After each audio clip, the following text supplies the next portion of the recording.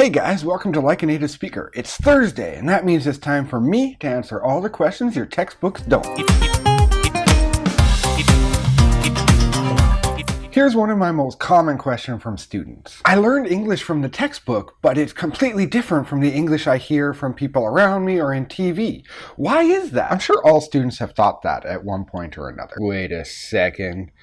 This grammar is totally different from the grammar I see on TV. In every language, there's almost two types. There's the textbook version and the real version. When you were in school, you learned textbook English, the more formal version of the language. And I'm sure you noticed that it's very different than what you hear on TV or hear other native speakers speak. That's because of language evolution, and it's natural in any language. If you only learn textbook English, it's going to be really hard to understand what native speakers are saying, let alone watching movies or listening to music. So why does this happen? Why is there this big gap between the two kinds of English? Textbook English and what most teachers teach you is actually something called prescriptive language. Now, prescriptive means assigning any kind of grammar usage to either correct or incorrect column. And this prescriptive style of language resists change and evolution. This is why you'll hear many teachers, myself included, tell you that something is incorrect, but a lot of native speakers use it. A really good example is ain't.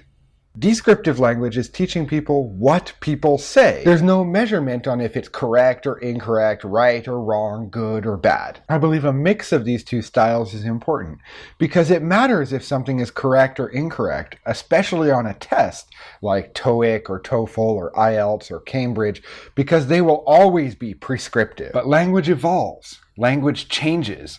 The way people use words and expressions and grammar changes, and we can't ignore that because it's incorrect. So how do we overcome the problem of too much textbook English? There are many resources available on the internet, and honestly, the best way to learn real English is to surround yourself with it. Movies, music, TV, native speakers, speaking. I think many students need to worry less about being correct and more about being understood. And those aren't always the same thing. Please support Like a Native Speaker by subscribing and sharing my videos. The more people see my videos, the more I can make. Thanks for watching, and stay tuned next week where I talk about that wonderful word, ain't.